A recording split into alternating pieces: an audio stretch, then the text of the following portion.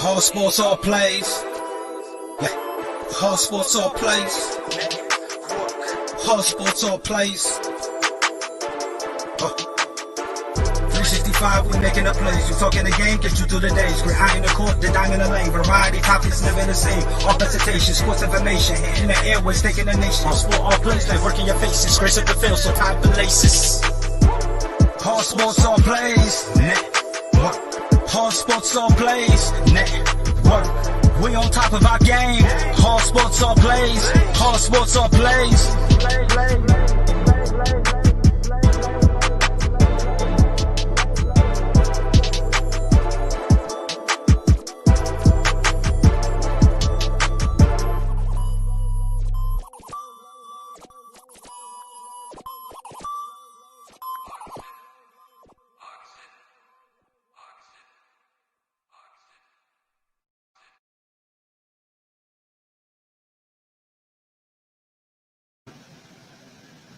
Yo, what's up with everybody? This is your host, Freddie, from the All Sports, All Plays Network. This is the Real Talk. I'm joined today by Coach Cam. What's up with Coach Cam? Hey, I'm feeling good, baby. Bengals won. I'm feeling good. Great Monday. Hey, there you go. And at my top left corner, we're joined by the one and only Chris Brown. And by the way, you guys, he's real happy today. Oh, I'm ecstatic, Coach Cam, his team won, my team won, Freddie, we all know you're a bandwagon fan. One of your teams, lost on Sunday. Your team's about to lose today. So I don't know. I know that's why you're not happy. But me and Coach Cam, baby, we ecstatic. Our team are winners. A W is a W, baby. That's all. Right. Right. What's up with Brandon Herrera? What's up with Brandon? Our loyal fan viewer. Will he win this T-shirt today? I don't know. We shall find out. Before we get into it, man, Coach Cam, we'll go on ahead and let these people know who our sponsors is today. Real Talk sponsored by Suzanne Paparazzi Jewelry and Accessories, where you can get $5 jewelry, and it's not cheap stuff. We got Christmas coming up.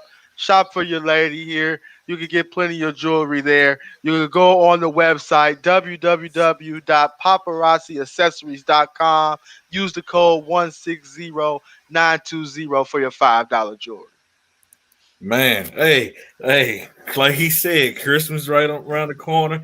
If your money look funny, hey, we can't beat $5. So, hey, Chris. Hey, Chris, here at All Sports, All Plays, man, we had this little competition going on all month long last month. Yes. For the lucky viewer who followed this page, liked this page, interact with us on this live videos, and they'll win a free T-shirt, something that I don't have, something that you don't have, and something that Coach Cam don't have. Nope. But today we're going to announce one lucky winner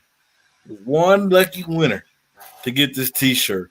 But you know what? Before we give it away, we need to let everybody else know how can they get one.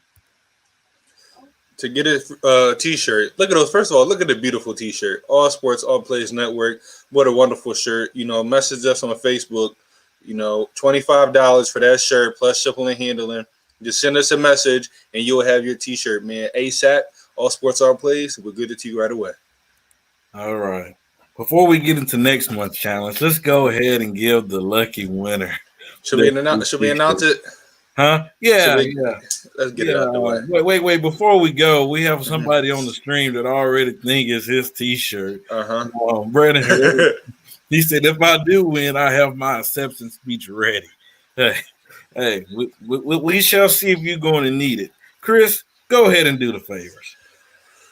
Well, the lucky winner, the fan that has interacted the most on this network, liking this page, sharing it, commenting, most importantly, interacting, we interact back, is my guy, none other, Brandon Herrera. Clap it up, everybody.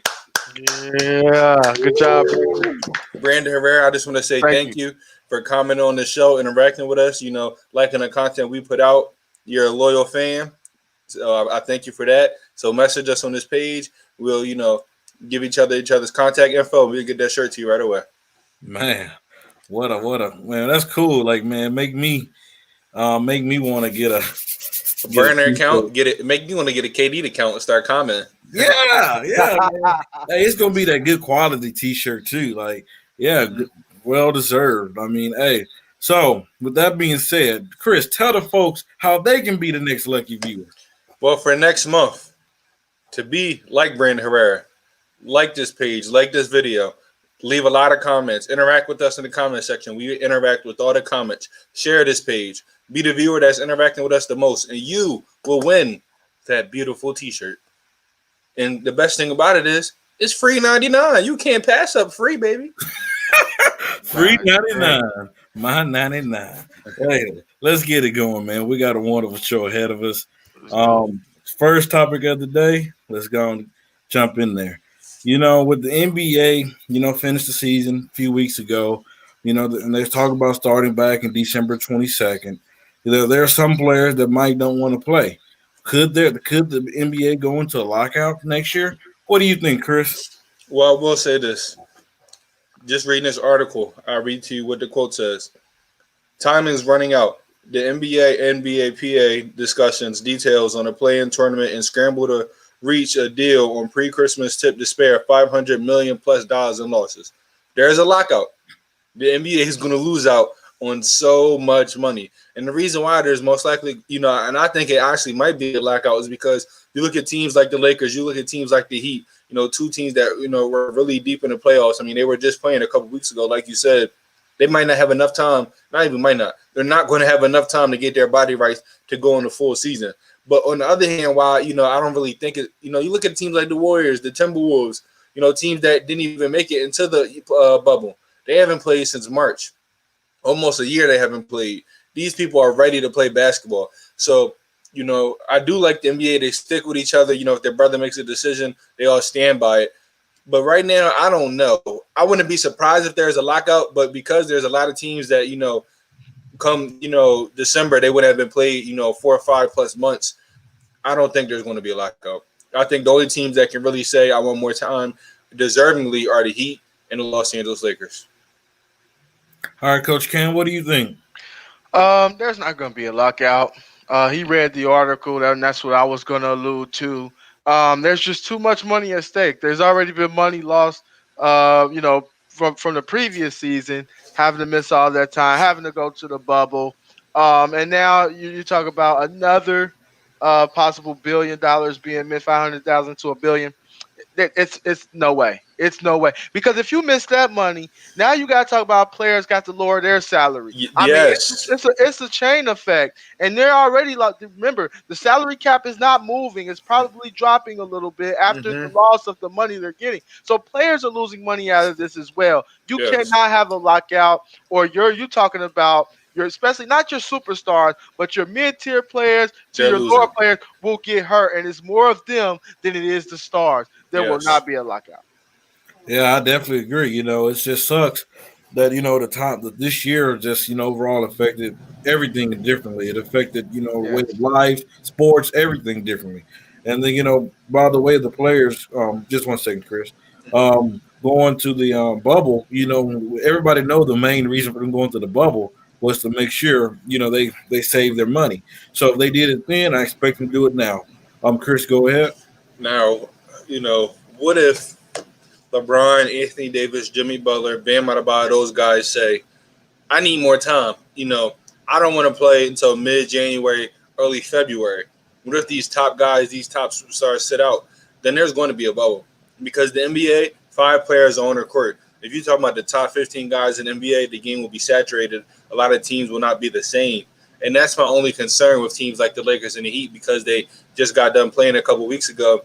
And then also, when I look at the start date, you know, I mentioned it earlier, what about the rookies? What about the rookies? They get drafted, you know, in a couple of weeks, and then the season's supposed to start December 22nd. They're getting thrown into the fire, no summer camp, you know, no rookie camp, no things like that. So with that being said, I can see both sides. Coach Cam, you're right. You know, I didn't touch on that, but I'm glad you did. The money that's going to be, you know, even with the top guys, yes, they have a lot of money. I'm not counting nobody's pockets, but you all know the contracts they signed. They're still going to lose out on a lot of money. So imagine the guys on these $2 million deals, these $1 million deals, these $3 million deals. these rookies that get drafted in the second round, undrafted rookies, how that's going to affect their pocket. So I do believe the NBA is going to try to work it out as much as possible, but somebody's losing money. I just don't know. Hey, I definitely agree with both of you guys. Hey, Brandon Ware wanted to do his acceptance speech. I think only appropriate if we read it. Go ahead, Chris. I feel like the lucky guy today.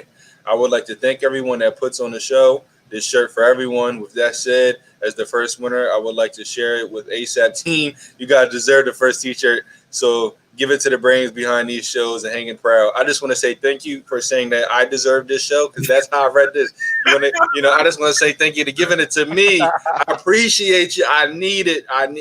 But at the end of the day, Brandon, I just want to say thank you, for watching this show all the time, commenting. I just want to say thank you for that, and thank you for giving me the shirt, man. I appreciate it. Hey, Chris. Chris. I'm sorry. I think you misread it. He said the brains. If anybody knows, Mr. Delusional here has the brains. How can you be delusional with brains? Just answer me that. How can you be delusional with brains? Freddie, out of respect to you, I would like to say let's move on, because I don't want to hurt your feelings now, my friend. I don't want to do that. All right, let's keep it moving. All right. Is Russell Westbrook a top 7 point guard in today's NBA? Coach Cam, this dude is one of the most athletic point guards, if not the athletic point guard we've ever seen. Is he in your top 7? He makes the top 7. He makes the top 7. Now, don't get me wrong. I'm not a huge Russ guy. I don't think you can win with Russell Westbrook. I've said this on this show before. I don't think you can win with him. He's erratic. Like I said, I was done with him when he got into a one-on-one battle with Ricky Rubio in the playoffs against the Jazz a few years ago. It's just, and you got 4 fouls in the first half. I couldn't. I can't get with him on that. But you can't. But you got to think of, Russell Westbrook. This is a guy that's still a walking triple-double. I don't want to hear anything about stat padding or anything like that, because we only heard about stat padding when Russ started doing it. We don't hear it where Luka put up his 30-point triple-doubles and he get almost 20 rebounds. We don't say he's stat padding. It's something to say about a player that just plays hard and give it all they got. And like I said, I'm not a huge Russ fan. I wouldn't want him necessarily as my point guard, but to say he's not a top 7 point guard, I think that's a little far-fetched. I will have to give – I got to give him a little top 7. Yes, I think he is a top 7 point guard. Coach. All right, Coach, I'm going to go there. Who's your top 7? Let's go. I'm putting you on the spot. I have my list. I'm saying my list, so it's only right. My top 7. Of course, I still got Steph top of the food chain. Mm-hmm. I got Dame. Mm-hmm. I got Kyrie. Mm-hmm. I got Kyrie. I have Kyle Lowry in there as a top point guard. Yes. Leadership. I'm talking about in between his head, in between the ears. Yes. Doing all the dirty work. Yes. Yes, Kyle Lowry, absolutely. I have him there. I have 4 Kyle Lowry. I got Kemba up there. I like Kemba, but this is where we get into the rush range. Mm-hmm. This is where we get to the rush range around 6 or 7. It could be a toss up there, but I got Russ in the top 7. It's that simple. Okay, there's a name I didn't hear, Freddie. I'm going next because I need to talk about his list, and then I gotta go. What name you giving? Let me just go, Cam. Let me just run with it. Appreciate it. Listen, to address that stat padding thing, I agree with you. When everybody wants to talk about stat padding, they want to say Russell Westbrook. I don't understand how he was stat padding when he was the best player on his team and he had to do everything. Him getting those rebounds and pushing the break was because that was the best option for that team. Like you said, whenever they say stat padding, they say Russ. I don't believe in stat padding. I think what he did because he was their guy. I love Russell Westbrook. I think he's a hell of a point guard. But as it stands right now in NBA right now, he doesn't make my top 7. Woo! He doesn't. He makes my top 10. He doesn't make my top 7. I just got to hear the 7 to make me go. Okay. Now, here are the guard. This is no order, but here are the 7 I have above him. Mm-hmm. And I'm going to say the name. I'm upset you didn't say it then. Steph Curry. I know what name. I know what name you're going to say. Kyrie. No, I said no order. It's no order. I know what name you're going to say, but he in there. Steph Curry, Kyrie, Dame, Luka, Chris Paul. I'm putting Jamal Murray in my top 7. I've been a Jamal Murray fan since he was in high school. I've been a Jamal Murray fan since he was in Kentucky. And what we've seen this year was only a glimpse of what he's about to do in the future. Yes, he's been inconsistent, but in the playoffs, he was way more dominant when it matters than Russell Westbrook. I'll get your rebuttal after. So, was that 6? Chris Paul, Luka. Yeah, I believe that's 6. Now, here's the 7. No order, but I'm upset his name wasn't called. Ben Simmons. I just don't understand. Let me why. First of all, he's hands down a better defender than Russell Westbrook. This dude was first team All NBA defense. He should have honestly, been top 2 in voting. He's a guy that can guard anybody, guards everybody. He's a guy that guards every team's best superstar and lock them up. They want to talk about his offense. And yes, he's not as aggressive as Russell Westbrook. They both can't shoot. Now, Russ has a mid-range, can't shoot the 3. But, once Ben Simmons works on that mid-range, I don't care about the 3, his offense will take off. But you look at how he had 8 assists this year, average, but he created the most 3-pointers out of everybody. If he has shooters around him, he's creating 13. But I'm not talking about the Widders. I'm talking about what I see right now. I'm talking about a 6'10" point guard that can guard anybody, that when he puts his mind to it, can dominate the game on the offensive end of the court, not only getting assists, but scoring the ball. If you're talking about who I want right now and plus who I want in the future, I'm taking Ben Simmons over Russell Westbrook. Russell Westbrook just doesn't – I love Russell Westbrook, but I don't – it's not, they're here, and I'm going here with Ben. I'm sorry. Ladies and gentlemen, it's time to give my top 7. Chris, I respect your top 7. I love it, actually, by the matter of fact. You just missed one person. This is why I didn't put it. I know he about to say this is why I didn't put him on this list because I'm confused because when I say top small forwards, I feel like I got to put him on there too. But if he's considered a true point guard, then yes, he'd be on this list, and we all know who you about to say.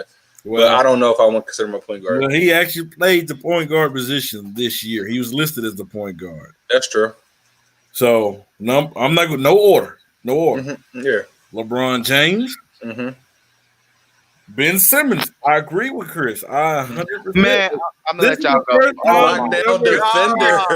Lockdown defender. I'm gonna let y'all go. I'm gonna be fair. Hey, Coach Cam, check this out, man. Philly don't move without Ben Simmons. We seen it in the playoffs.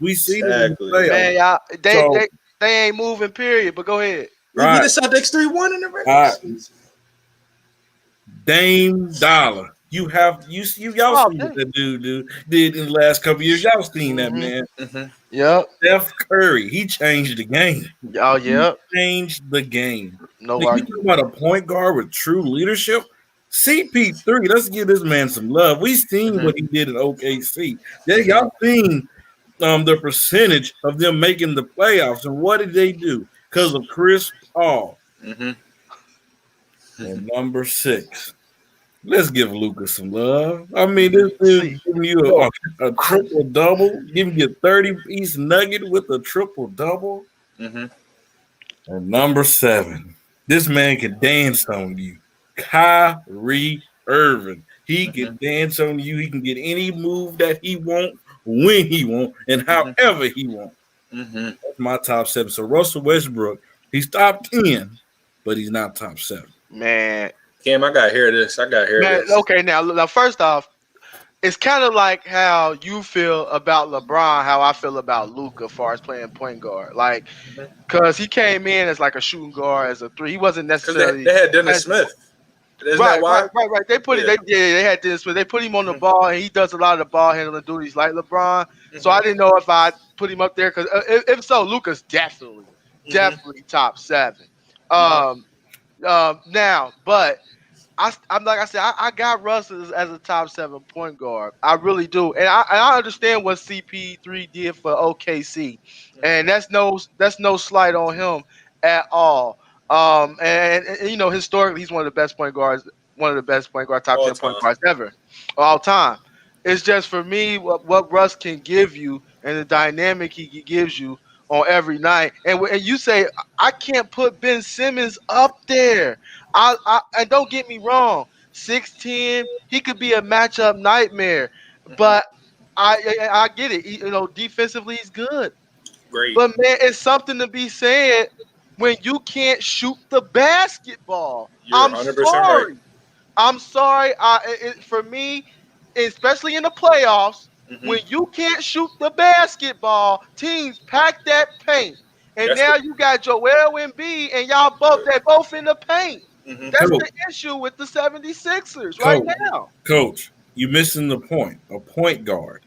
See, this is what happens when you have. It doesn't matter. The game evolves. He's right, Freddie. Freddie, he's right. The game evolves. Don't mess up on my Sixers now. I'm gonna have to take over, Freddie. What he's saying is right. Listen, I'm just saying we're talking about point guards. I understand Steph Curry didn't change the game that made it seem like a point guard is who can get their shot. We're talking about a leader amongst boys. Ben Simmons getting open shooters. He averaged 9 assists a game. That's Freddie, I'm gonna let me take over. I get that. Freddie, you messed it up on Ben.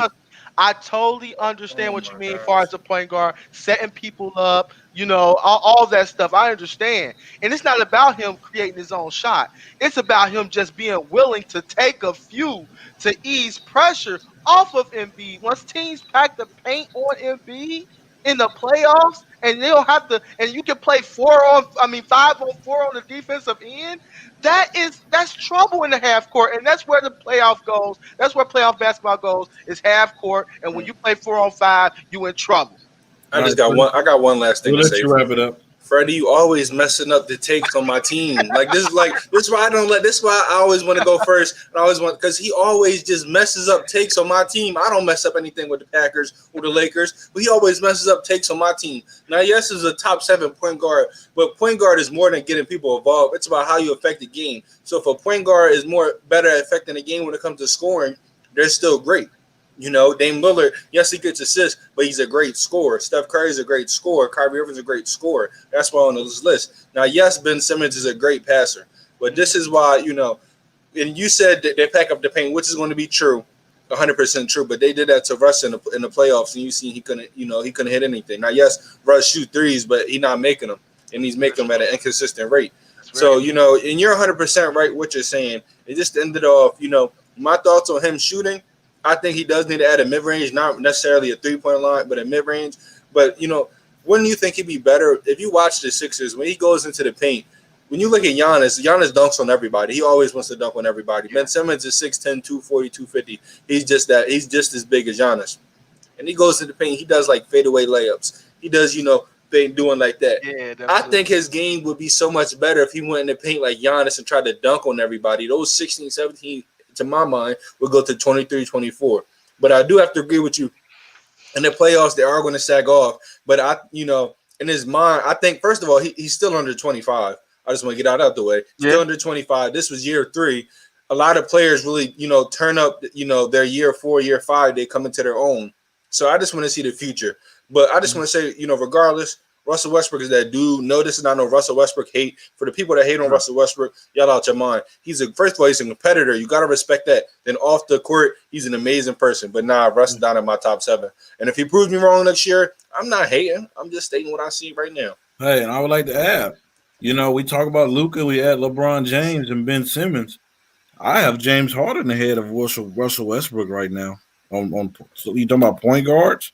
I have him ahead of we should have just called this the main ball handler thing because now the way systems are, you got it's positionless. It's positionless basketball. You don't really know the point guard. You got your main ball handler, the guy that's defending and rebounding, and you got wings. So it's about to go from point guards to main ball handlers at this point. Mm-hmm. All right, let's keep it moving, you guys. Mm-hmm. Who will be a sleeper team to be a championship contender? We're not talking about the Lakers, the Clippers, the Bucks. We're talking about that sleeper team. Chris? Now listen, you're going to hate me for my response, but the disrespect this team has been getting and how they improved this offseason, yes, I'm considering them a sleeper team. Yes, I'm going with the Philadelphia 76ers. And no, I'm not being biased. Pretend I'm not talking about the Sixers, okay? Pretend I'm talking about any team, because when you talk about, Philly franchises, once you hear their names, you don't listen to anything else. You just get mad. Now, I'm not saying it's just y'all. It's everybody. I mean, it is what it is. I accepted that point. So take a team that has 2 young talents that are top 20 in the NBA. But you have a third guy that's giving you about 20, and you have another guard on that team that's a 3-and-D guy. Then you had a head coach that didn't know how to coach the talent on his team that, made the players regress instead of progress, and you fire him. Then you bring in a top 10 coach, one of the best all-time coaches in the NBA, best all-time coaches in the NBA. The Timberwolves, I think they're going to be great. Don't think they're championship contenders. Everybody knows I love the Timberwolves, but let's go back to my point. You bring in a great head coach, and then you get rid of all the assistants, and you bring in better assistants, better coaches. And then you go get somebody that runs player operations that have made that Rockets franchise. Honestly, they were a contender for years ever since they got James Harden. So you fix everything up top, the coaches and the GM and all them things. So all the up top problems that you had, they are fixed. And now you have a general manager, a player, you got Daryl Morey that will make trades to make this team better. When you look at their two stars, they're a top 5 duo in NBA. They're a top 5 duo in NBA. So in my opinion, when they make changes on their roster, they're going to be underrated for the simple fact that everybody's going to say we haven't seen these two stars do it yet. And they're right. But at the end of the day, they're so dominant. If they have the right players around them, it's going to be hard to beat. When you come to the Bucks, we beat the Bucks. When it comes to the Celtics, they can't touch Joel Embiid. And now that Ben Simmons' game has progressed, especially in the defensive end, he's guarding up their top players. When you look at the Raptors, they're not going to be the same. Now you have the Nets coming in. Okay, they got some players. You got the Heat. Okay, we don't struggle against the Heat. This team, to me, is going to be slept on a lot. They're going to be dominant next year, and I do think they have a chance to win the championship. Hey, Jay McGlovin said, of course they're a sleeper team. They just hired Doc Rivers and Daryl Morey. They're going to put a squad together that will win that will be on a championship level. So how are they not a sleeper team? You'd be surprised how many people think Philadelphia sports in general are trash at everything. Even with all those moves, I still got text saying this, that, and the third. So yes, they're going to continue to be sleepers. All right, Coach K. This team, I think has been forgotten about. I know, through the Western Conference, and they were beat up, but with the pieces that they got in the hand and the flexibility that they have, the Golden State Warriors, I hate to even say that they're sleepers, but they are. No one is talking about them. No one is talking. When we talk about Western Conference teams, we talk about obviously the Lakers. We still talk about the Clippers. We talk about the Nuggets. We talk about the Rockets. We talk about the Mavericks. We talk about 6 or 7 teams before we get to the Golden State Warriors.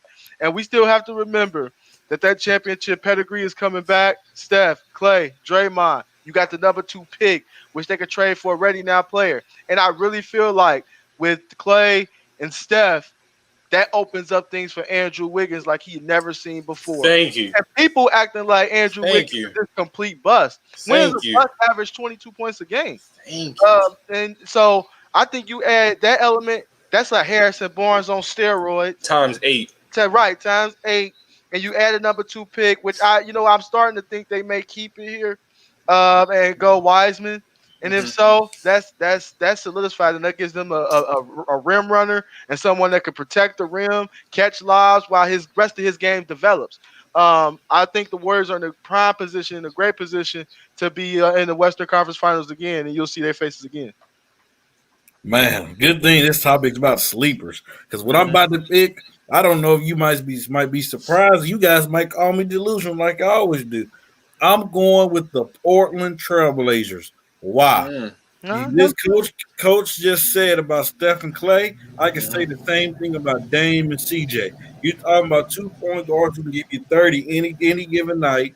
Then let's just say they keep Carmelo. You're talking about a dude that can come off your bench or even start and still knock down threes. Then you still have your bigs. If they bring back Whiteside and they still have Nurkic. Then Zach Collins was not healthy in the playoffs. This team was banged up last year. Just imagine this team was healthy last year, where they would have ranked in the Western Conference Finals. Then let's not forget about this brother Gary Trent Jr., a straight baller. This dude have heart. He's not afraid of nothing. Then you have they keep Trevor Ariza, another dude, tough 3D guy. He's Rodney Hood. I'm not for sure if he can play because of the Achilles though, but. This team, I expect them to still get shooters to put around Dame and CJ to be toughness with the coaching. I expect them to be a top 4 team in the Western Conference. They would have been this year if they was healthy. They was not healthy all during the year. Then you can see toward the end they was trying to make a comeback, but it was a little bit too late. What do you guys think about that? The Trailblazers. I like it. I've been, a guy heavy on the Trailblazers for years. I do honestly would not be surprised if Trailblazers make some moves because you look at the future of the NBA. While going against, if they had Zach Collins healthy going against the Lakers, then you have two big men. But usually a lot of teams don't start two big men. So I wouldn't be surprised if they try to, and they got, some guys off the bench, if they try to make a package and go get a third superstar. Go get a third guy that can get you 20 plus. But to me, I think, defense at the wing position, they miss Trevor Ariza a lot. If they don't have that, then they're going to struggle.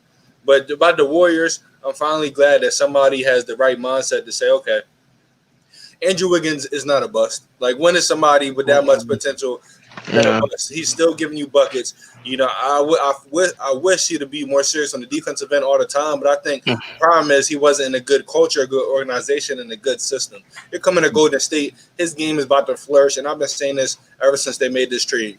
The Andrew Wiggins we're about to see right now is about to be all-star level Andrew Wiggins. With that being said, you talk about the defensive end. Draymond Green is going to push that dude to a whole nother level. Because KD game on the defensive end was even better. KD was never a bad defender, but you come into a team that, defense is key. His defense looked 55 times better than it did when he was with OKC, and the same thing is going to happen. And Andrew Wiggins has the tool to be first-team All-NBA defense. And speaking about Draymond's about to ball out this year. Just wait on that. I'm not going to speak on it. He's going to show you. Draymond's balling out this year. Believe that. All right, before we keep going any further, I think we just need to let everybody know who won the T-shirt the viewer of the month. It was Brandon Herrera, so congratulations to him.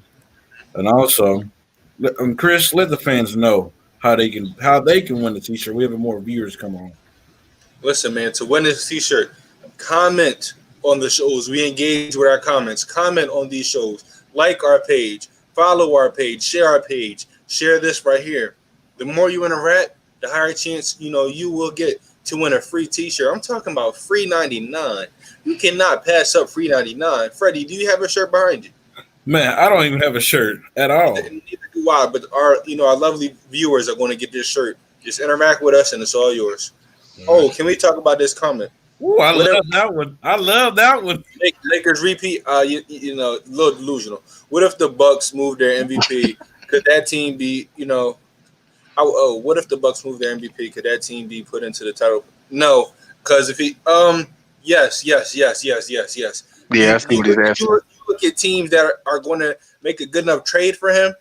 They already have something set up. You look at the Timberwolves, maybe. The Timberwolves, I think you put him, D'Angelo Russell, and Cat, if they sign some good role players, you can't say they're not a top team in the West. You put them on the Mavericks, everybody knows how I feel about that. They're going to be the best team for the next 15 years.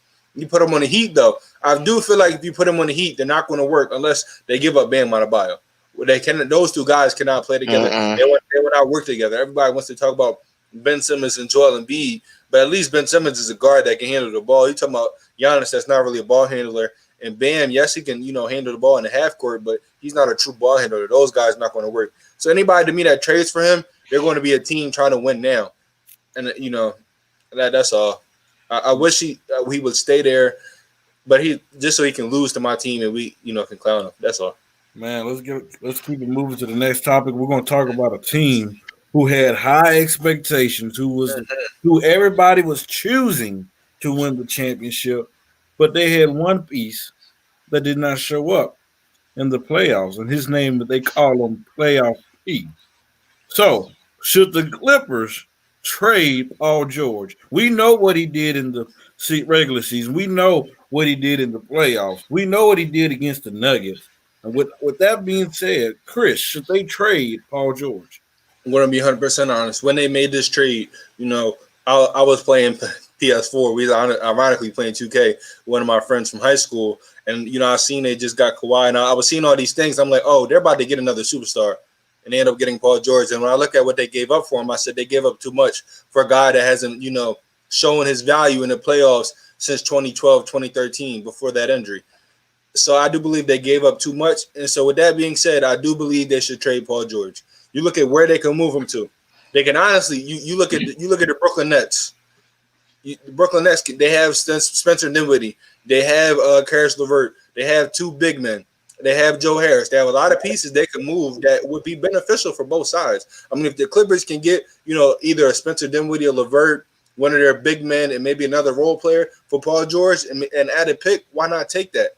Why not take that? That works for both sides. You look at the New Orleans Pelicans. What do the Clippers need? They need a point guard, a la Drew Holiday. They need a defensive center, Jackson Hayes. I mean, what the Clippers need are picks first because they gave up their future. So they need to find a team that's going to give them some picks. They need a ball handler and they need a defensive center. There's a lot of teams that have that would honestly give it up for Paul George. And, I saw your face when I said the Brooklyn Nets. Listen, they have what it takes to go get a Paul George. Maybe if he's with some guys, who knows, but that's a trade that could work out for both squads. Coach, before you go, I'm going to go ahead and take it. Me personally, I wouldn't touch Paul George if I'm the Nets. Do not break that do not break their chemistry up in Brooklyn. No, they have a squad. What chemistry? Because with Paul George coming there, Paul George have looked horrible the last couple of years. Let's not act like he's been somebody. But would I trade him? No. Why would I trade him? Because I gave up so much for this dude. Let's look at this. They gave up Shea Alexander. They gave Danilo Gallinari. They gave a first-round pick in 2022, 2024, and 2026. 2 first-round picks choices by the man. I mean, they gave up way too much for him. So I definitely would. I mean, they gave the house for Paul George, and then that's saying to me, Kawhi told them, say, hey, I'm giving you this 2 years, so let's take us to the promised land. So Paul George is gonna have to get it done. I mean, this dude, he called himself playoff P, but he looked like pandemic P, if anything. He have not looked good at all. So and then the question is a team willing to trade for him, and what is his value? I mean, that's the question, Coach Cam. People will be willing to trade for Paul George. This is still one of the best two-way players in the game who could defend and who can still give you 24, 25 points a night. I mean, you're gonna trade for that. However, if I'm the Clippers, I'm not gonna say you stuck, but this got to work. Kawhi and Paul George got to work. I mean, it's that simple. You don't the amount of picks they traded, what they gave up to get Paul George. This can't be a 1-year trial. This simply just can't be a 1-year trial. What they have to do is fix some pieces around them. I think they need to get Pat Bev up out of there. I'm sorry, that little scrappy little stuff. He ain't really playing no defense that. Thank you. Luka cooked him up first round, sat him out for the series. Pat Bev got to go. He don't set nobody up. He just out there as a body during that playoffs. So I think it's some pieces that need to change around them. They need a true point guard. I wouldn't give up on the experiment quite yet. I know, Paul George does have his moments where he struggles in the playoffs, and that's true, very true, because he struggled at times with OKC. But this bubble is different, man. This bubble was different. Everybody ain't built for this bubble. You seen young players who took kind of like that AAU style and flourished with it, and you seen some of your older veterans who really couldn't play in the bubble. Like Siakam struggled in the bubble. Siakam not that good though. I don't think Siakam that good. Y'all tripping on Siakam. Siakam good. So all-star level. Let me say something. So Siakam's better than Bradley Beal? No, we're not talking about that. No, you're talking about 30 points. But they talking about a guy that they picked over him in an All-Star and All-NBA. So I've been on. So you see what I'm saying about that? That's why I said that, because they pick him over guys like Bradley Beal, and I just don't see it. No. I don't see that over Bradley Beal. But we talk about, we could be fair and say Pascal Siakam is a all-star. He all-star level. That's all right. Yeah, and that's what I'm just saying. And you seen people of that caliber just didn't play well throughout this bubble, so like regular season or not. So the bubble for me, I kind of take it with a grain of salt. I don't take it all the way, because you've seen players game rise up to you never seen them before. Talk about Mitchell and Murray dropping 50 apiece a night in a 7-game series. That's unheard of. I'm sorry. Bubble had some kind of like a rec style feel to it. It was fun to watch, but but he had a little more Rex down feel to it. I'm gonna hold off and just say they should make any trades. They got to bring that crew back. They got to bring it back with some changes. All right, Chris, you've been chomping at the bit. You've been ready to go ahead and go. So I got one question for Coach Cam. So if the Brooklyn Nets offered Spencer Dinwiddie a pick and what's his name, Jared Allen, you're not taking that? Where does that get me if I'm the Clippers? Let's not get me closer to a title. Let me tell you why, Will. What were they lacking? Their big man is trash. Cannot guard nobody, a la Jared Allen. Spencer Dinwiddie is giving you the same points that Paul George was giving you, and now you got to pick for the future. Okay, so, but how we know Spencer Dinwiddie gonna show up in the playoffs at all? How we go? We don't even know. You're right on that. Now here's my last thing. When Kawhi flourished, when he really was that guy, you got to look what those teams were like. This is why I say, at first on the Paul George thing, Kawhi Leonard wanted Jimmy Butler first. Let's not get this mistaken. Like Paul George was. Let's not get it like Paul George was I want Paul. No, he wanted Jimmy Butler. Why? Because Jimmy Butler that dog. Yeah, dog. So when you look at Kawhi was first, and you look at him in Toronto, he was the clear cut number one. When he was with San Antonio after Timmy D and them left, and even the old Timmy Duncan, when he got into his prime, he was the clear cut number one. With Paul George, this team doesn't know who the clear cut number one is. Paul George, it's a lot going on in the locker room. Other players think they're as good as Paul George because everybody looks at him and sets this high standard, but he's not performing like it. That's why I say you need to get him out of there. Get some guys, more depth guys for this team. Because Kawhi Leonard is going to flourish when he's that number one. We've seen it before. I just don't know. Like, I'm not taking away from anything from Paul George. Crazy take. If you ask me who's more talented, Kawhi or Paul George, I'm taking Paul George. But who plays better night in after night out? Kawhi, you making that face. Paul George, to me, has better ball handlers. To me, Paul George is a better shooter. To me, Paul George is a better playmaker. But he's not as consistent as Kawhi. Freddie, you making that face. If you watch them play night after night out, it's obvious. But Kawhi Leonard is just he plays better. Paul George isn't consistent all the time.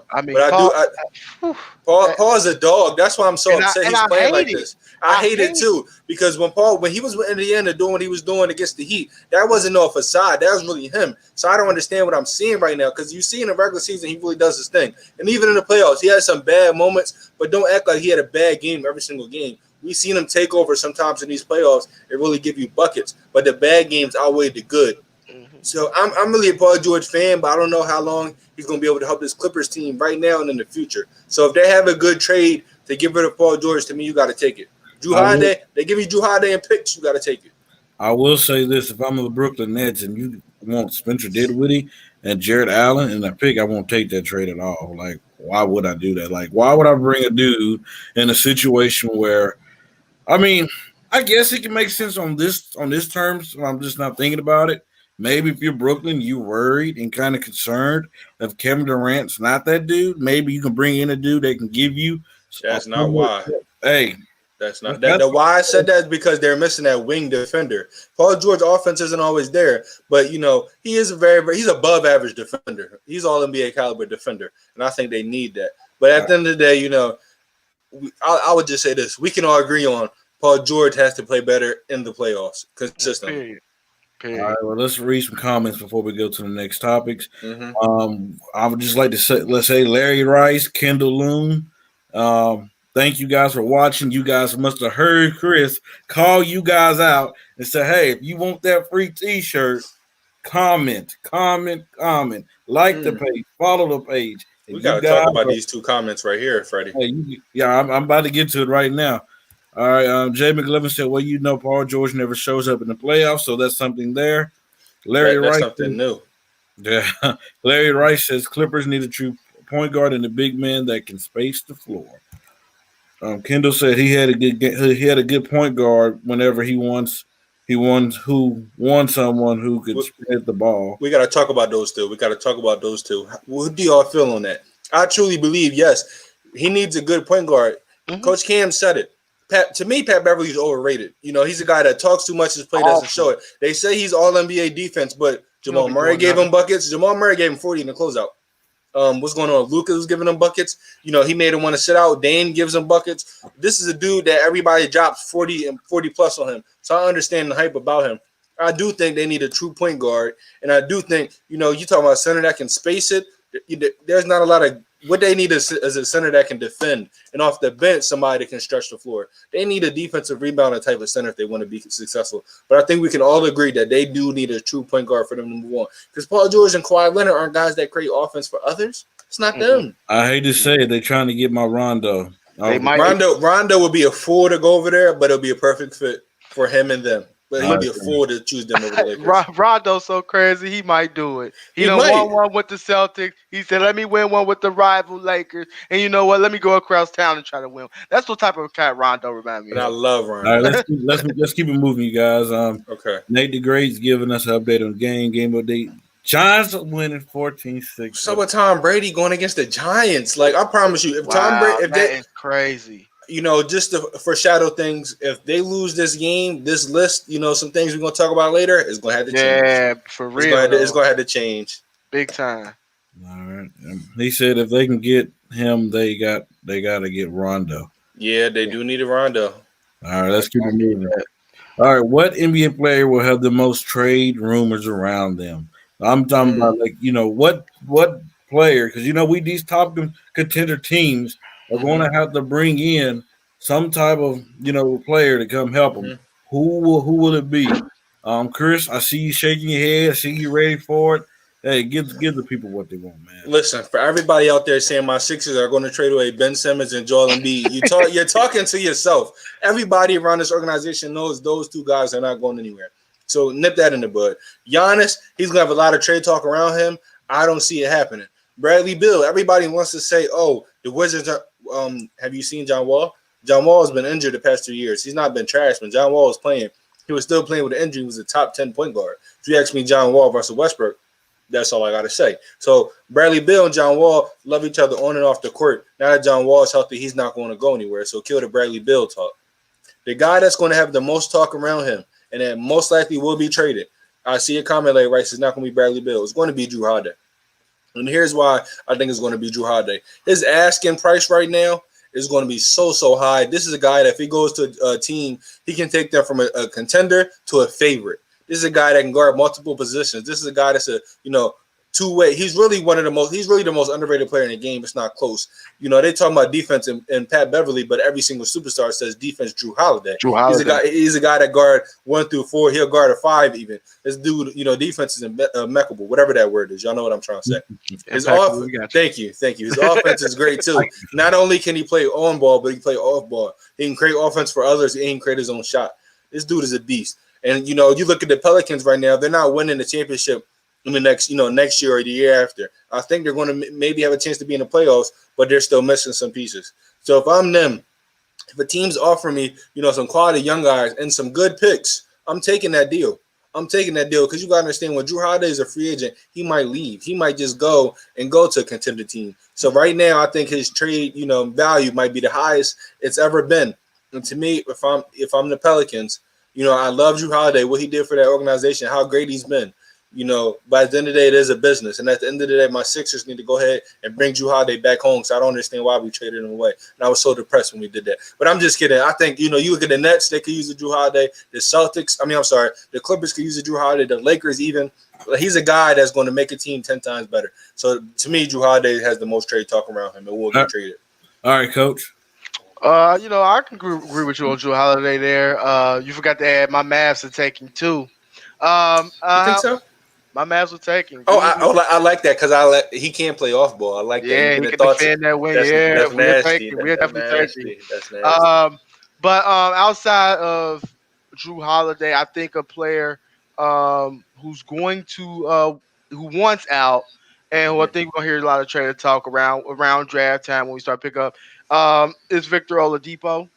Yes. I think he is a main trade. We're going to talk about him a lot as far as being traded.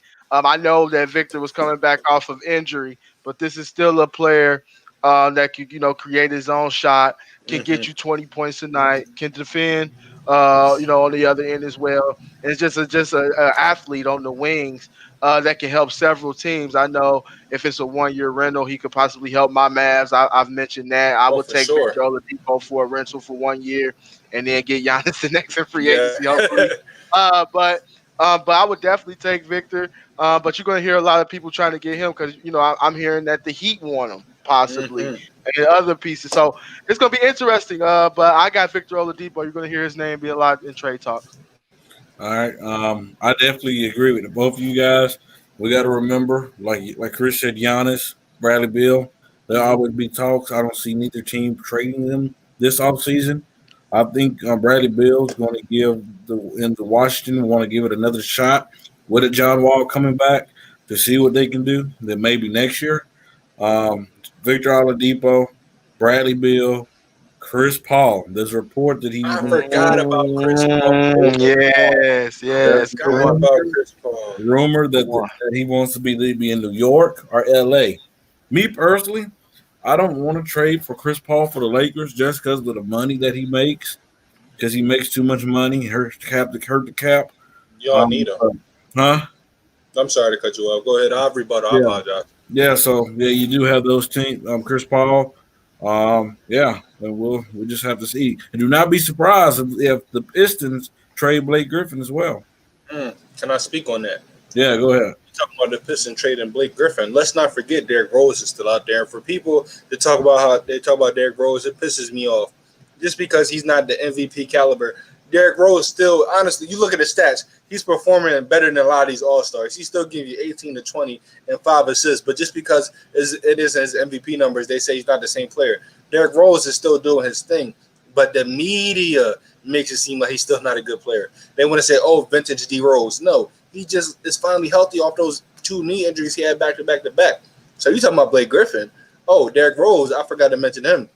And then when you said Chris Paul, I do think him to the Lakers is a great move. You want to talk about, money, but at the end of the day, with LeBron teams, what do they always do? They get luxury tax, and they get good veterans for minimum contracts that can produce. So at the end of the day, I would not be surprised if they try to get a Chris Paul, because you look at their window, they're not, playing it for the future. They're playing it for right now to the next 2-3 years. They're not worried about the next 6 years. That's why they got AD. And listen, their future is right now. So who cares about if they have to go on a luxury tax?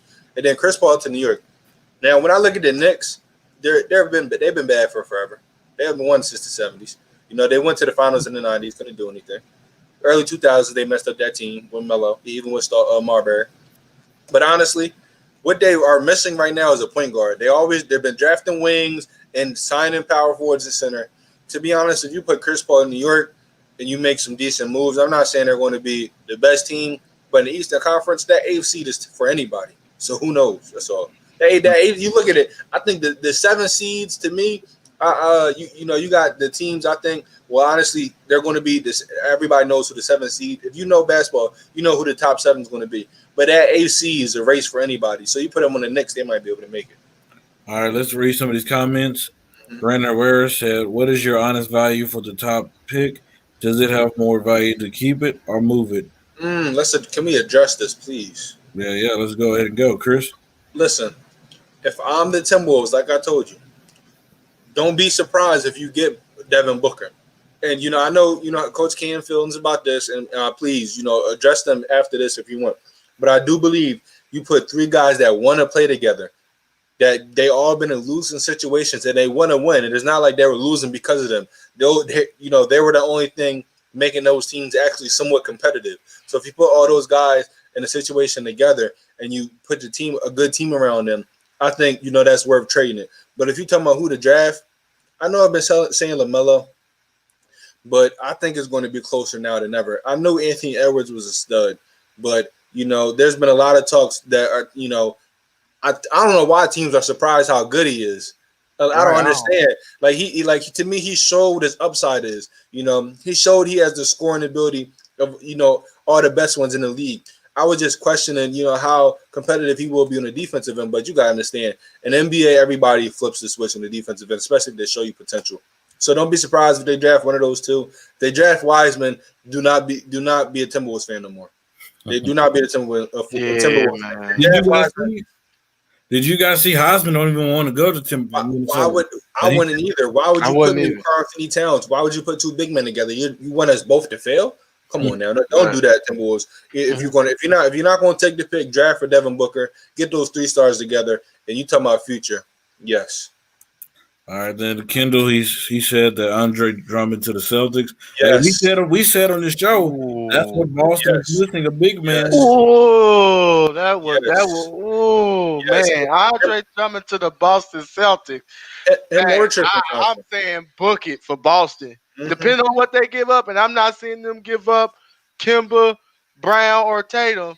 So if they can find out a way of packing, you know they got picks for days. Somehow, someway, they always got picks. They have a lot. They can make it happen. And a lot. If they make that happen with Drummond and rim protection, Danny Ainge said, "Hey, I did you guys a favor back in the day. Now do me one." But that's all they need to do. Either him or Tristan Thompson. Both of those big men, to me, are capable to do what has to be done for that team to be successful. All right, then Larry Rice said Bradley Beal. Traded. Kendall said they need a big man help. This isn't good enough to stop the bigs of the East. And to stop Bam or Joel.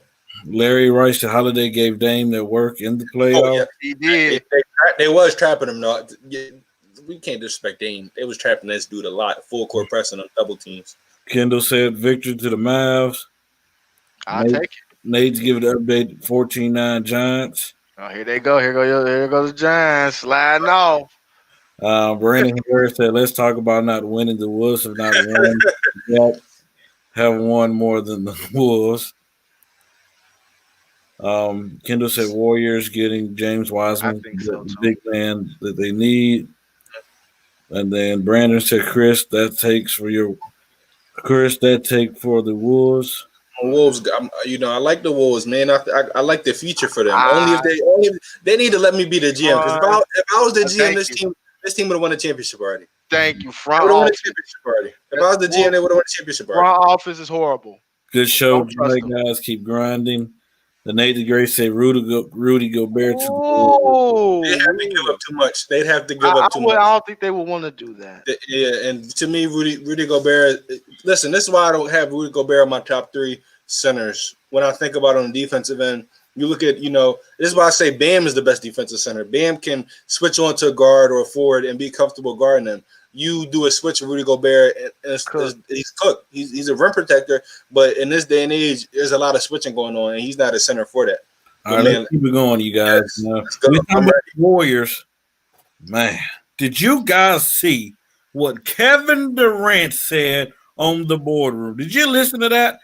Let's read this quote. It says, people try to discredit my rings, but I feel they're the most valuable of our era.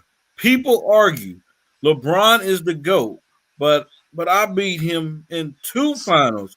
What does that make me? We got to address this. Yeah, man, I want to go first. I'll go after you. Go ahead. I go last. This is just crazy. Kevin Durant. Who are you, man? Stop it. Let's just stop it. You talking about LeBron James? Let's put some respect on this man's name. We know who you are, Kevin Durant. We know you giving us 30 points tonight. We know you can pull up from 3, hit from the mid range. You can dunk on people. We know you can do everything out there. Well, let's not act like you teamed up with the 73-9 Warriors. You joined them to beat one man. Let's not act like that didn't happen. He joined the Warriors because he can't beat LeBron. Let's not act like that didn't happen. He had trouble beating LeBron. So if Golden State couldn't beat LeBron by themselves, they beat him one time, but guess what? Kyrie Irving and Kevin Love was hurt. But when his squad was healthy, he came back 3-1 against the Warriors. So guess what they did? Kevin Durant was getting beat. He was getting beat by the Golden State Warriors. So he said, you know what? I'm going to get up and take my talent to the Bay. Who can beat that team, Kevin Durant? You put LeBron on that team, guess what? Nobody else beating them. Nobody else going to beat that team. Y'all was a super team. Y'all was loaded. You had 5 to 6 guys, even added Andre Iguodala. So nobody's discrediting your championship rings. It was not like LeBron going back to Cleveland and clearing the drought for them winning a championship. It's not even like this year when LeBron went and won for the Lakers. It's not one like Kawhi winning one, even with the San Antonio Spurs. Your rings is not as valuable because you chased after them. Let's pump the brakes. Stop it. Coach, go, man. Had me fired up today. Oh man, Freddie, you got me fired up after that. Ha! First off, okay. I get what you're saying. He was up 3-1 to the Warriors. They lost, he went to them. Now, everybody, of course, it looks like if you can't beat them, join them. It wasn't that he was leaving because he couldn't beat the Warriors. That's the thing. First of all, he was done playing with Russell Westbrook. Let's just make that very clear. Mm-hmm. He was done playing with Russell Westbrook. Mm-hmm. And secondly, I don't understand. We crucify players for not winning rings. Yeah. But he positions himself to win rings, and we crucify him for that too. Yeah, talk about it. That's my issue. And hold up. And people like to say LeBron joined a 45-win Miami team. No. Cross that. He didn't join that 45-win team. He didn't join to sign up to play with Michael Beasley, Joel Anthony, and those bums that wasn't on the roster. He signed up to play with Chris Bosh and Dwayne Wade because they signed first. And he know if he would have signed with them, they would have easily been the best team in the East. Not only the East, but the best team in the league. So I hate when people say that he joined a 45-win team. He didn't join Joel Anthony, Michael Beasley, Juan Cook, and all them. He joined the play with Chris Bosh and Dwayne Wade. Let's get that twisted. But don't disqualify this man rings. He won Finals MVP. He led charge. He the one that put that dot in LeBron eye. Game Talk 3 about it. Period. Back to back. Talk about it. You can call him what you want to, but he ain't come along for no ride. He drove the bus. Talk about it. And they not winning those extra 2 without KD. Talk about it. Now it's my turn. Now, Coach Cam. I agree with a lot that you said. So let me address the stuff I don't agree with. Okay. So let's talk about. No, Freddie, you're Mr. Delusional. Sit down. Be quiet, my friend. So, name those guys that he didn't. LeBron. Name those guys he didn't join up to play with again. Name them. You said Joel. Oh, what Joel played for? Joel Anthony. You said Beasley. Michael Beasley. You said Mario Chalmers. Those guys that played with Dwayne, with Daquan Cook. Now name the role players on the Warriors. The role players on the Warriors? Hall of Famer. As far as what? Draymond? Yeah, you got you. Let's see, Andre Iguodala. Hold on, Andrew Bogut. Hold on, Sean Livingston. Hold up, better player. So when you talking about which team was better, Kevin Durant team was joining an already made team. That team in Miami was not already championship made team. Now I do agree. Of course, he joined to play with D Wade and Chris Bosh, but you look at the role players and everything after that, they were completely trash compared to what Kevin Durant, signed up to be. Now let's talk about this Kevin Durant thing. I do agree he did not want to play with Russell Westbrook, but to me, he could have saved himself all this, all this talk, the conversation we're having right now. He could have saved himself if he went to the team that would have been they would be dominating the NBA right now. If he went to the San Antonio Spurs and teamed up with Kawhi Leonard. Y'all think Paul George and Kawhi Leonard is a good 1-2 punch? They're talking about, this could be the next Scottie and MJ. Kevin Durant and Kawhi Leonard would run the league. Am I tripping on that? Or they would run the league. And they had LA in there under Greg Popovich. Oh, this team would have been dominant. And you still had Patty Mills. Oh, this team would have been running the show. So he could have saved himself all that trouble. At the end of the day, what does that make you? Listen, we all know you're great. And Kendall Lamassia comment to the Wizards, they wouldn't have been championship ready. And he did. I don't think he wanted to go in the East and go against LeBron in the East. When he wanted to, his goal was to play LeBron in the finals, to beat LeBron in the finals. And you did. You performed well. And I agree with you, Coach Cam. He wasn't along for the ride. He drove the bus. They weren't winning without him. He's dominated those finals. He was the best player on that team during those finals. It's not even mistaken. We shouldn't have to argue that. Kevin Durant was by far the best player on that team.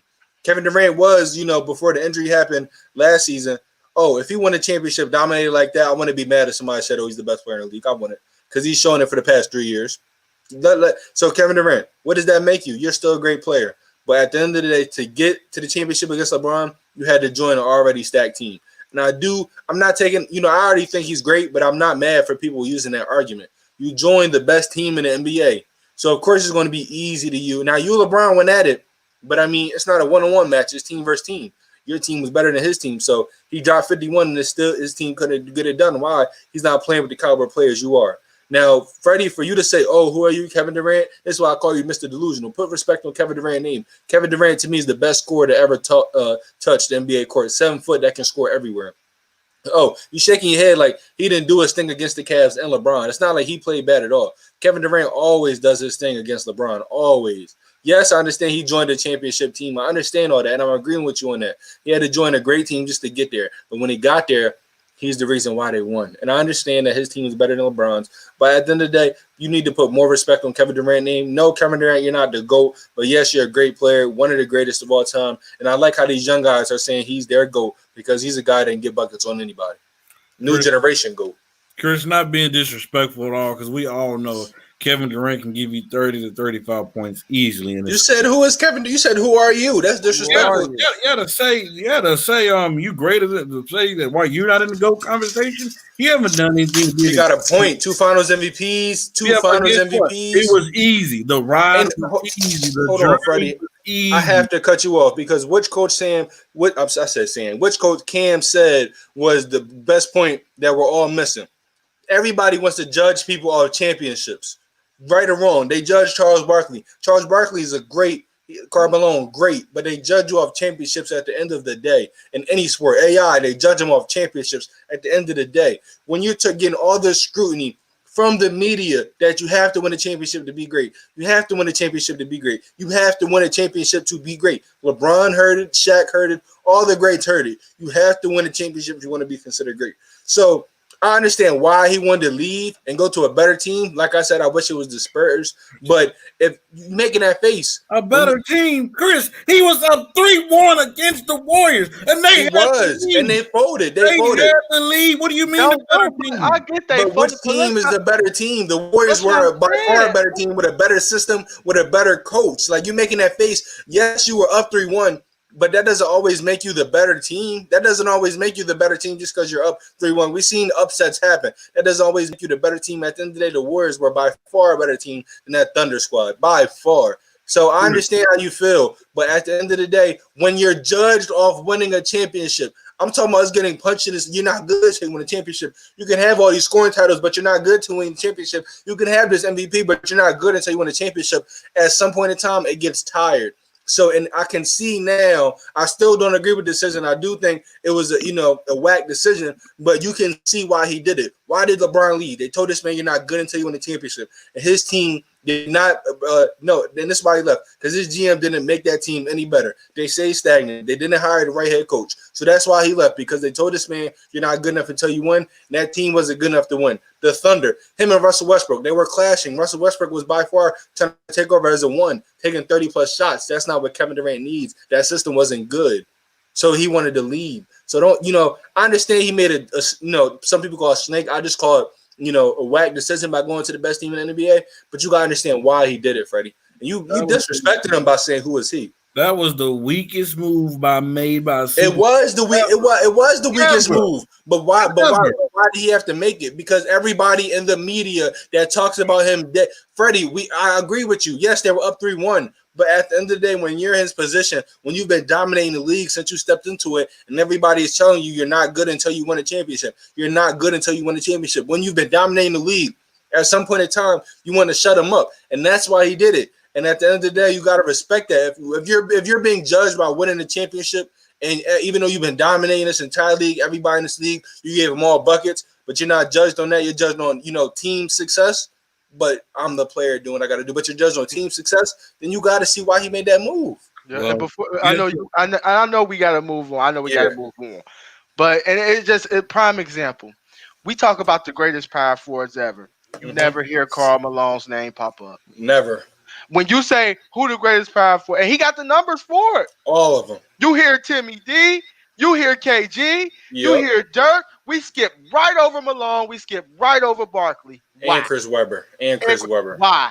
because they don't have the championships. But what I'm saying is I understand the championship part, but guess what? Now it need to be in the conversation how you got those championships. How did you get No. it don't matter. Because if you jumped off the ship to cheat the process and you went to go join a team that's Oh, he cheat the process, Freddie, I'm going to tell you. He grinded and got to the finals. They lost.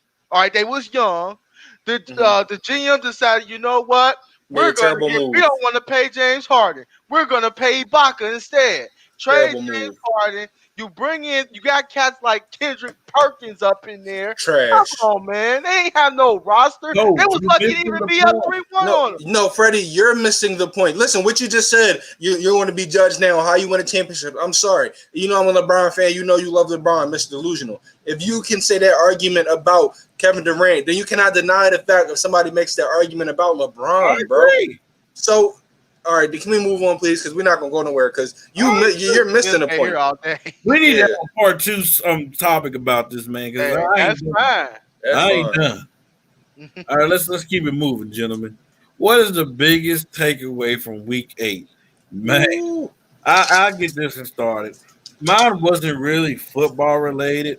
I was watching the Cowboys and the Eagles Sunday night. They showed a picture. They showed Jerry Jones, and he was pissed. I that dude, he was pissed off. That was my biggest takeaway. I would not be surprised if any more big moves might be made in Dallas. I just know right now these next 7-8 games in the season is auditioning for them because I would not be surprised if a lot of big names will be getting traded out of Dallas because that dude looked pissed. Mike McCarthy, he might not make a full season.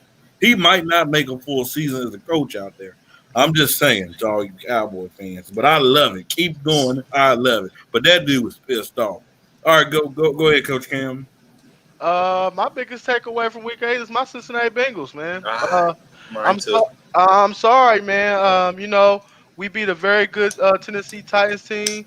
We had 4 backup offensive linemen out there. No Joe Mixon.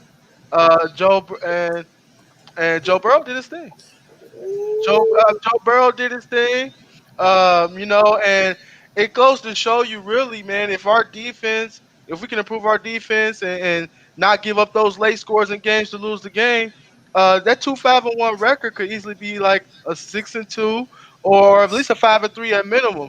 I do think we're on the right track. I do think we need to get rid of Zach Taylor, but not Zach Taylor, excuse me, Lou Amaramu, the defensive coordinator. But I do think the biggest takeaway is Zach Taylor has honestly become a better play caller over the last 3 weeks here, and it showed this past weekend against Tennessee. Hey, Chris, hold on before you go. Mr. Kendall, you need to watch your mouth, sir. Don't be disrespectful. Put some respect on your name. Talking about Aaron Rodgers is trash and the Packers are a weak team. Put some respect on that man's name. Oh, you see his last comment? Biggest take is the Cowboys are trash. Vikings were a shocker, and the Jets stay winless. At this rate, Love is what? Oh man, you need to put respect on that man's name. Why he lost? Green Bay Packers. He lost. Why should he? Why exactly? Packers cannot stop the run at all. Why should he? That's not Aaron Rodgers' fault. Aaron Rodgers didn't score enough points. He's the quarterback. That's his fault. Now, weapons. Come on now. I don't want to hear that. I don't want to hear that. I don't want to hear that crap. Listen, the biggest takeaway, Coach Cam got the game right. Shout out to the Cincinnati Bengals for getting that victory. But the biggest takeaway is this Tennessee Titans team, everybody wanted to call them legit and underrated, but they had one big problem with them this entire year, and it's honestly getting worse. Their defense. There's no reason why, to me, the defense is this bad when you have that many players. They're giving up 23 points. Do you realize teams are converting on third down at a rate of 62%? When you convert on a third down like that, you're going to win this game. This defense cannot get off the field. You realize this team only have 7 sacks so far this year, with the addition of Jadeveon Clowney, with the addition of Vic Beasley Jr. To me, I thought this team was going to be better than what they are right now. Their defense is very, very bad, and it's the reason why, they're slowly, coming down on my power rankings. Like, okay, you can talk about the offense. Everybody loves Tannehill. He didn't have the best game. So for me, the biggest takeaway from this week, the first one is my Eagles are the best team ever, and I said ever. Not right now. I just said ever.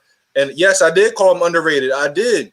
But I also questioned their defense. And what have I seen the past 2 weeks? Their defense has not shown up. Against the Cincinnati Bengals, you let them do that with 4 bad. First of all, no offense, Coach Cam, right or wrong, were those 4 guys that were starting, were they all pro caliber? No, we got probably the second worst line in the league. Okay, then their backups played, and you don't have at least 6 to 7 sacks. And you signed a Jadeveon Clowney that wanted so much money and the Vic Beasley Jr. What does that tell you? Your pass rush is nowhere to be found, the inside or the outside. So for me, the biggest takeaway is what is up with the Tennessee Titans? Question mark, exclamation mark, sad face. All right, let's keep it moving, you guys. Chris, hit the dance for me, my brother. Hey, fly, Eagles, fly. Are the Eagles legit? Ladies and gentlemen, hold on before you go. I think it's only appropriate if we give Chris Brown give him the floor. I just want to say thank you, everybody, for letting me talk about my team. And I know all you guys do not like my team, and I don't care because we're number 1 in the division. Y'all can say it's bad, but number 1 is number 1, and a victory is a victory. So let's talk about this Dallas Cowboys game. Actually, let's not. Why? Because we dominated them. What's the point to talk about when you dominate a team they can't score a touchdown? Now, the question is, are they legit?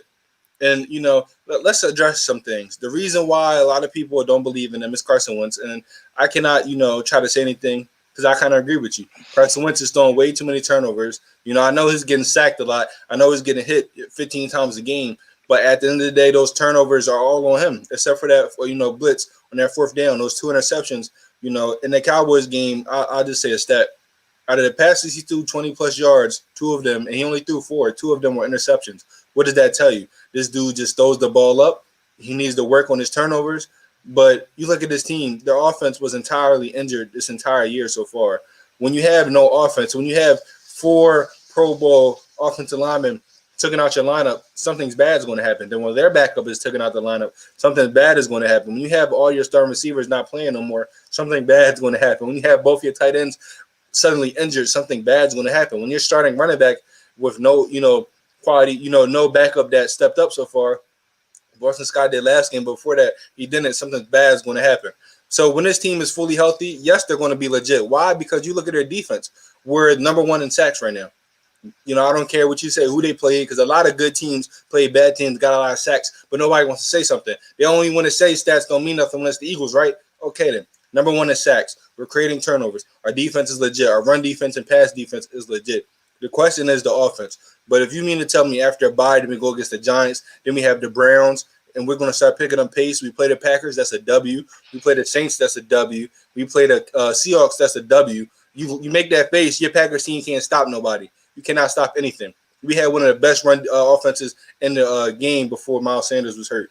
So, I said those bold statements just to piss you off. But the question is, when you talk about a team that's always hurt when they get healthy, why aren't they legit when their defense is one of the best in the NFL and their whole offense is hurt? Because if it was your team, and you would say, but my offense is hurt, but my defense is good. When offense gets healthy, don't that make them legit? But it's because the Eagles, everybody wants to hate. Stop hating on the Eagles because y'all just don't like us. I'm about to understand throwing shots at my Packers. Coach Cam, go ahead and go. I don't know. It's the coach speaking me. Like, you are who you are. I understand injuries happen. That's part of the game. I just go on based off of what I see now. I don't know who's gonna come back, how they gonna come back, are they gonna be healthy? We don't know that. We'll see then. But as I see right now, are the Eagles legit? The answer is no. They are not legit at this moment in time. As what I'm seeing last night was an absolute snooze fest, to say the least. Like at one point, I really thought that the Eagles might lose the game. I'm looking here. I'm like, I know no way the new Gucci Danucci gonna pull this out now. I know he ain't gonna pull this out. But to credit to the Eagles, They did what they had to do to win. I'm not taking away the win from them because if I'm an Eagles fan, I'm like, hey, we in first place. We did that thing. We won. Trust me, I'm a Bengals fan. I take all mine. So trust all of it. Yes, sir. I need all my wins. So I get what he's saying. But are they legit? No, I can't take them seriously. Not when Carson Wentz is playing like this. I understand the line is bad, but it's just like on some of his passes, like he said, he's just throwing it up. Those deep passes, man, they're just they're not. He's not throwing it to anybody. He's hoping that it lands in the receiver's arm, and you can't do that. I just don't see them making it far. I just think the injuries is just too much. I agree with you. Like I said, talking like I said. And with all that being said, I don't know how the disrespect can come out of Christian Brown's mouth. Somebody gonna beat my Packers. Last year. Yes. What did you say? We did last year, and our team was still hurt. So we might can't stop the run, but guess what? You can't stop the baddest man alive. Do I need to say my saying today? Do I need to say it?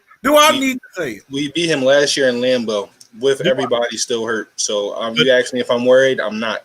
Do I need to say it, Chris? We beat you last year. If you ask me if I'm worried, I'm not, Freddie. He's the bad man. We beat you last year on your home field. If you ask me if I'm worried, I'm not. That's what you say. He's a bad man. We beat you last year at your home field. This team has gotten better. Your team has stayed the same. If you ask me if I'm worried, I'm not.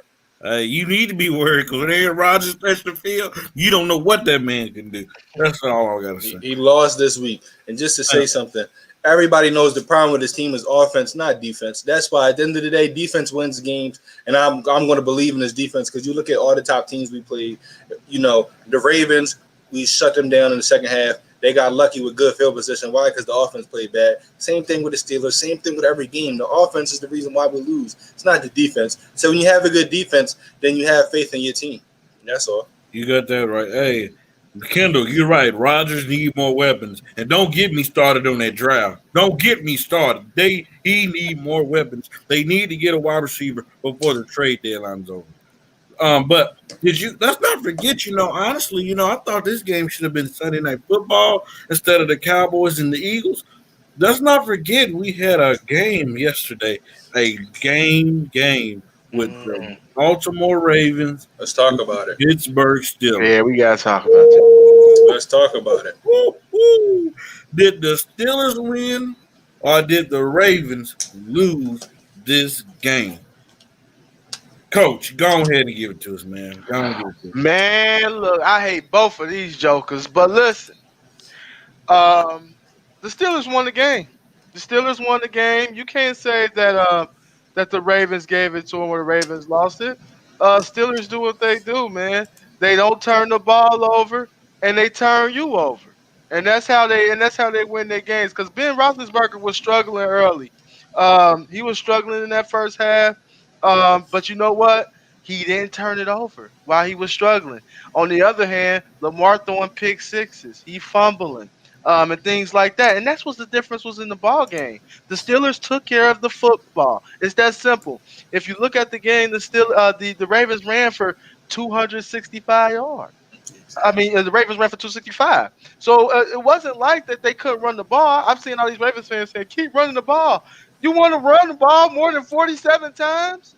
If the game was for you, but to give credit to the Steelers, they find a way to make plays on the defensive side of the ball. They take care of the ball. They don't hurt themselves. That's why they're 7-0. They're doing nothing spectacular, but they're doing the fundamental things you need to do. Block, tackle, take care of the ball. Man, listen, here. All right, Chris, I gotta take this, man. Go ahead. The Ravens lost this game, man. Come on. Four turnovers. Lamar throwing a pick six, intercepting the ball, fumbling the ball. Stop it, man. And then, they was running. This is the first game that a team ran all over Pittsburgh. They ran on this team. We didn't see this with the Titans with Derrick Henry. We didn't see this. They ran all over this team, man. Just look at it.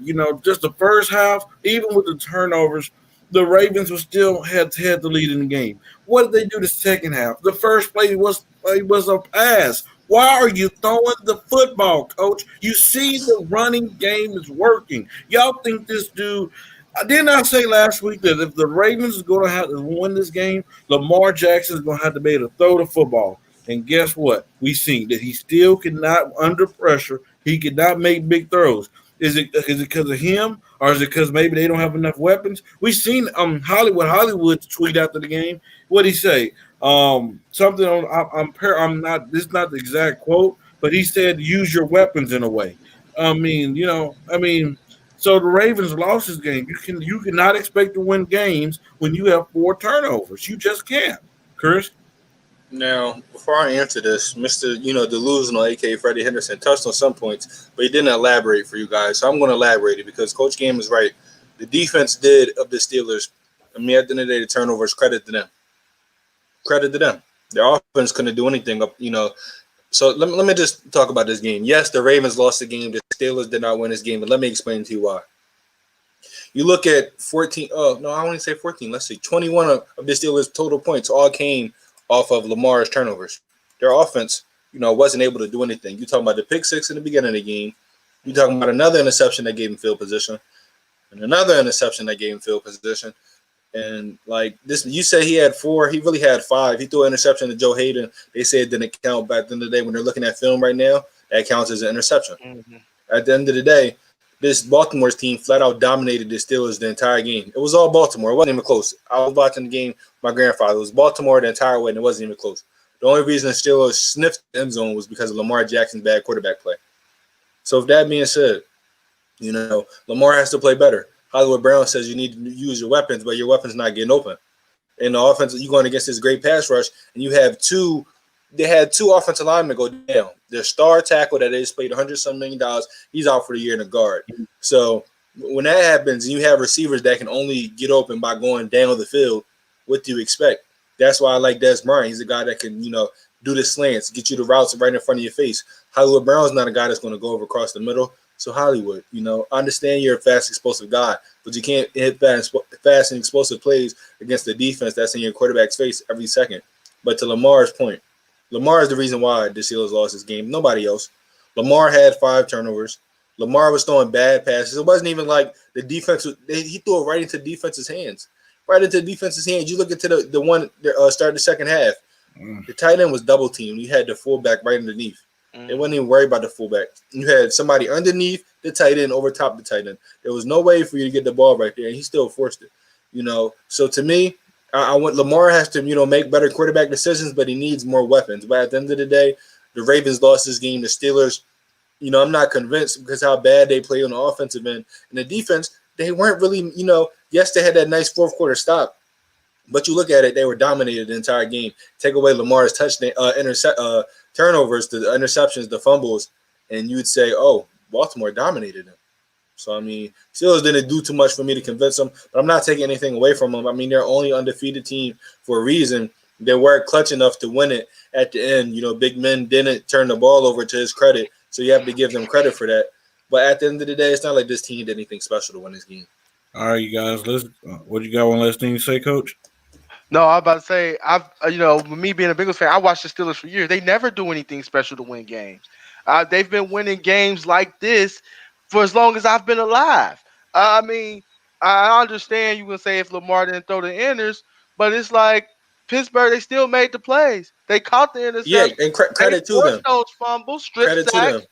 You got you. That's what I'm saying. I don't necessarily see I understand how you say the Ravens lost it because they dominated and everything like that.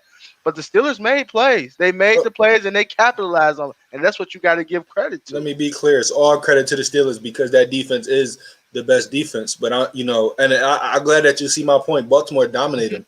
You say you can't run on the Steelers, and they ran for over 270, almost 270 yards. So they dominated them.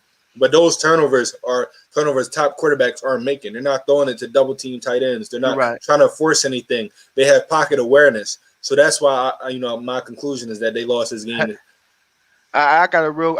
Before we shut it down, just a real quick yes or no for both of y'all. Okay. After seeing this week, yes, Lamar struggle, Ben struggled for weeks. Baker, is Burrow the best quarterback in the AFC North? I will say this. Right now, no. But you talking about when this team, gets a little bit better. Mm-hmm. It's going to be, him, because Ben's about to retire soon, him and Lamar. And I will not be surprised if Joe honestly starts dominating. Joe's doing great this year. He's doing wonderful. I just cannot give it to him just yet. But I'm not taking anything away from him. I'm not saying he's playing like trash. But if you ask me, he's definitely over Baker. And you can argue he's right there with Big Ben, to be honest. But I'm still taking Lamar over everybody. That's how I feel right now. All right, let's read some of our viewers' comments before we get off here, you guys. Mm-hmm. Kendall said Steelers won. Jason Barber said Steelers are that good. Mm-hmm. Kendall said Lamar was under pressure all game. Yes. He also said Lamar has to make plays when needed. Yes. Mm-hmm. Nathan Gray said Steelers didn't win, but the Steelers defense won. That makes sense. Fair. And then Daniel said it's AFC North football. Yeah. Best football to watch. Daniel said Lamar can't win games. The big ones, maybe. Yeah. Kendall says Lamar has a problem with losing games that matter. I'm getting nervous. This next one, Freddie, let me read this one. He's 0-6 in big games, 0-3 against KC, 0-2 in the playoffs, 0-1 against the Steelers with Big Ben. I will say this. This is going to be the knock on Lamar Jackson if he cannot win a playoff game this year. Everybody talks about big money quarterbacks. Deshaun Watson got it because he deserves it. Pat Mahomes got it because he deserves it. Carson Wentz, they want to give him all the flack, but at the end of the day, he deserves it, and you got to overpay for quarterbacks. But if Lamar cannot win anything, I'll say we can save this topic for another day. I don't know if he's going to get the big bucks. That's all. Because 0-6 against big games matters. It matters. You cannot lose to the best team in the AFC and Kansas City and be that quarterback. They said it's Big Ben a first ballot Hall of Famer. Yeah, it's not even close. First ballot all the way. He has the Super Bowls, has the resume. First ballot. Mm-hmm. Yeah. And no doubt. Man, we had a wonderful show today. Oh, yeah, we did. Talked about a lot, Talked about a lot. Shout out to Brandon Herrera for winning to the viewer of the month, winning the T-shirt. Hey, man, let's acknowledge some of these new viewers that is coming out more, man. Kendall, thank you for joining, man. Daniel, thank you for joining. We had one other one. I believe it was Larry Rice, too. Larry, thank you for this. A lot of comments. And, just to take over, I just want to say thank you, everybody. If you enjoy what you're seeing, keep commenting, share. And, we're going to engage with you. We're going to have a wonderful time. Hey, Coach, you have anything you want to say last 30 seconds? Hey, man. No, man. It was a great show. Like Chris said, share, subscribe. Check us out on YouTube as well if you missed this one. We'll keep it coming every Monday, Tuesday, Thursday. All right, Chris. I just want to say me and Coach Cam's teams won this weekend, and both your teams are about to lose, Mr. New York Packer. And I also want to say, guys, stay tuned into our social media. On the Facebook page, I will be announcing all our different social media so you can follow us on all platforms. There's a big announcement coming, Freddie. They're going to see it on social media, and we're going to talk about it later this week. But, guys, be ready. You're not going to want to miss this one. Are we talking about for Sunday? Talking about for Sunday. It's already posted on Facebook. I just want to talk about it. So let's talk about it then. Talk about it, Freddie. Talk about it. Hey, this Sunday, 1 p.m. Central Time, we will be joined by the one and only Rob Parker. Rob Parker be on Fox Sports. You've seen him on Undisputed with Shannon Sharp and Skip Bayless. He's been on the Get Up with Nick Wright and the boys. I mean, hey, this Sunday we are having our first big time guest. So you do not want to miss it. Tune in. Hey, I'm ready to see Chris and him go back and forth. Let's talk about tell them about Tuesday as well. Tell them about tomorrow. Man. Oh, yeah. I remember last month when the Hot Sauce Network was on our show. Guess what? We'll be on the Hot Sauce Network tomorrow. We'll make sure we share the live feed on the network where you guys can tune in as well. We have a lot of great things happening at the network. We're growing each and every day. We cannot do it without each and one of you guys. We just want to thank you. We mean it. We mean it at the bottom of our hearts. Man, just stay tuned for tomorrow and Sunday. You can catch tomorrow at 8 p.m. That's disrespectful, Nathaniel. I'm sorry. All right, this is the All Sports Real Talk. Hey, I'm your host, Freddie. I'm joined by Chris Brown. We're joined by Coach Cam. You guys have a good night. Peace out. Peace. All sports, all plays.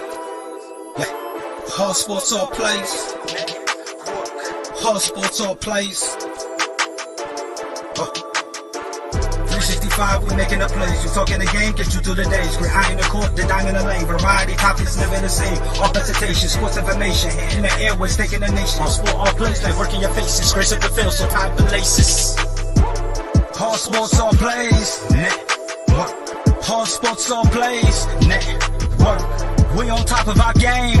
All sports, all plays. All sports, all plays.